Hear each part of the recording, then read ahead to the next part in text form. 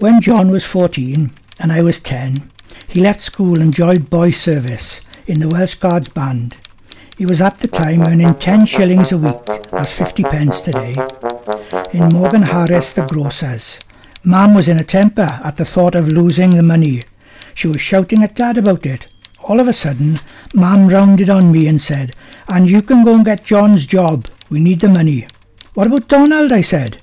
"Why can't he do it?" Red-faced, Mum shouted, "Because he's in the county grammar school and he's delicate and he needs to study."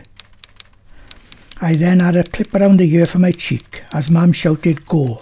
When I got home, I had another row, because being smaller than John, they would only pay me 8 shillings a week. From then on, until I left school at 15, I worked doing a bit of cleaning in the morning and delivering groceries before going home for my tea. By the time I was 15, my pay had been raised to 15 shillings a week. One day, delivering 2 boxes of goods on my handcart to Mrs. Thomas up at Collier's Row, I was struggling uphill through the snow when all of a sudden 2 men wrapped in jumpers and scarves came jogging past. The biggest one turned and said, "Is that for my house, son?" "Yes, Eddie," I said. Everyone knew Eddie Thomas, British and European welterweight boxing champion.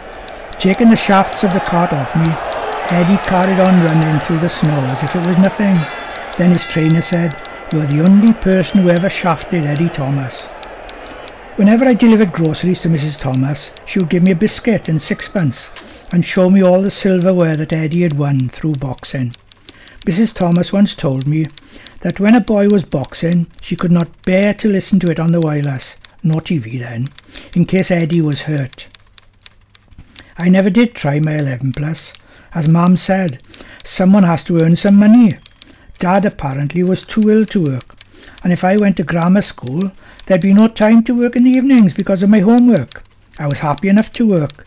That way I had 2 shillings a week for myself, and by saving, every so often I could buy a pair of daps, or plimsolls as Mum called them. One of the women working in Morgan Harris's once said to me, "Why don't you save a bit longer and buy real shoes?" The logic of this was completely lost on me, and I just stared blankly at her. By the time I'd have enough for shoes, I'd be down to my bare feet. Clean, mind, so daps it had to be. During the many years that Dad was out of work, not well, see, Dad invented a new occupation for himself. Greyhound owner trainer. He had 2 greyhounds, a black and a brindle. Dogs were not allowed in the central building, so walking them was a little awkward to say the least. The central had 3 flights of stairs and 2 floors of flats. We lived on the first floor, which was 2 flights up. Mr. Besley's office was on the ground floor, just inside the doorway, and it had windows looking straight into the foyer. I shall never forget the excitement of creeping down the stairs, 2 dogs in tow, and crawling past the office window. The dogs, of course, thought this was a game and always tried to jump on my back. Mum loved the dogs, and a night at the dog track was her second best treat, her favourite being a night at the cinema, but that was a rare and much looked forward to treat. Thinking of the dogs now reminds me of our house, we eventually had a council house at 8 Glacier Road, Yale Keir Hardy Estate, Toyn, Merthyr Tydfil, no postcode then. My sister June still lives there. I was a very proud 14-year-old. I had to tell everyone where I lived. Anyway, back to that reminds me. Our lovely new house used to smell to high heaven when Mum boiled bones and unknown bits for the dogs to eat. Our doors and windows would be open while this was going on, and our neighbours' doors and windows would be closed. I also remember looking on enviously as Dad fed the dogs fresh eggs in sherry on the run-up to a race. In one of my poems, A Rainy Day in Merthyr, I mentioned the Temperance Hall cinema and the dogs. After leaving school, I had various jobs before joining the army. The longest and last of these jobs was in Merthyr Vale Colliery. I was there for 2 years and working in the rib in the 7-foot seam as a butty. The rib was at the end of the coalface. A butty worked for the collier, doing what had to be done, including clearing the duff, that's the small coal thrown out by the cutter. A coalface is just like a wall of coal in front of you, and the number of colliers working on it depended on the length of the face. The face was split up into sections, and each section was called a stent. Each stent was worked by a collier and his butty, and as you cut away the coal, you then had to put up metal flats held up with wooden posts, pit props and wedges. This, of course, was to hold up the top. The face was usually cleared in a shift, so the following day everyone started again a couple of yards further in. Meanwhile, behind you, the roadmen were building dry stone square walls, filling them up with whatever was to hand to keep the ground above from sinking, and of course to stop it falling on miners and colliers. A miner worked anywhere in the mine, underground or on top. A collier worked on the coal. Tangent warning. I remember once Merthyr had just come out of the Iron Age and I was still a boy. I was in a gang called the Town Boys. To be a member, there was an initiation ceremony, which, believe me, was pretty daunting. You had to say, bloody hell, without blushing, which took me 3 times before I passed. Anyway, one of the gang, Dennis, the one who could read, we thought he was extremely clever because he could read joined up writing. We called him the Professor. Anyway, he read in a book, well, okay, a comic, about this beast that walked on 2 legs in the Himalayas called a Yeti. When Dennis read the description of the Yeti to us, Tommy said, "I've seen it, man. I've seen it. It was in Cumwoods, covered in fur. Horrible it was. Horrible." I once asked Tommy, "Do you repeat yourself?" "No, no," he replied. We had a meeting under the Abercarnage Bridge and decided to track the Yeti down and become famous. The gang that found the Yeti. Elton said that he would bring sandwiches, jam if we were lucky, margarine if we weren't. I volunteered to bring a bottle of water, from the tap, of course. Anyone tried to sell bottled water in those days, they would have been tarred and feathered.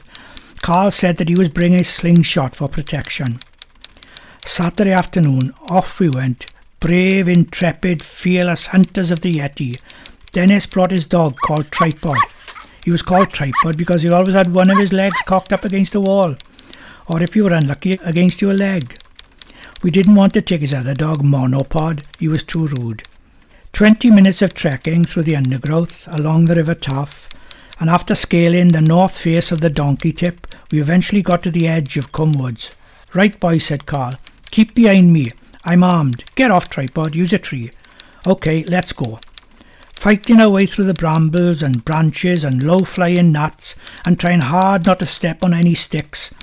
Dennis said if you step on a stick in a forest and it snaps, a Yeti can hear it from 2,000 miles away. Days and days we wandered through Cumwoods. Well, almost an hour anyway. We searched high and low until suddenly we came to a copse. The leaves started to shake, and all of a sudden a huge head poked through and a pair of bloodshot eyes was staring at us. I said to Elton, "Quick, throw a stick at him, and when he comes out all angry like, I'll take his photo." "But you haven't got a camera, man," he said. "Well, lend me your pencil then and I'll draw him." But just then the leaves parted even wider and the most ferocious looking beast emerged, and with a growl like the rumble of thunder he came trundling towards us. Tripod took one look and with a yelp went running home on all 4 legs, tail tucked between his back ones. My previously fearless friends were nowhere to be seen. I stayed long enough to turn around and then scarpered. Funny thing is, no one else has ever heard or seen a Yeti in Cumwoods. Funny that.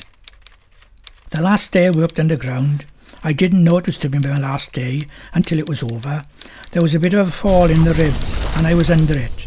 When my mate got me out, I was taken on top to the nurse to have a piece of stone taken out of the bridge of my nose.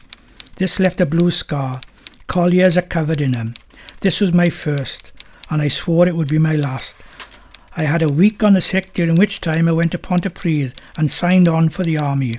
After the test, I was asked when I wanted to go. As soon as possible, I said, not wanting my mum or dad to have time to talk me out of it. Money was still an issue, and I knew there'd be ructions when I told them. So a medical was arranged there and then, and I was to go to the Royal Artillery training camp in Lifestory the following week. I was right.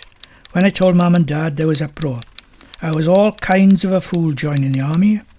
When I had a good job underground, goodness only knows where I'd end up. And what about the money? How were they supposed to manage? I was still handing over my pay packet and having a little of it back as pocket money. Donald was also working, but he needed to keep most of his pay because he was saving to get married. I told Mum that I would make an allowance of half my pay to her to try and help out at home. Well, Dad couldn't work, could he? He wasn't well.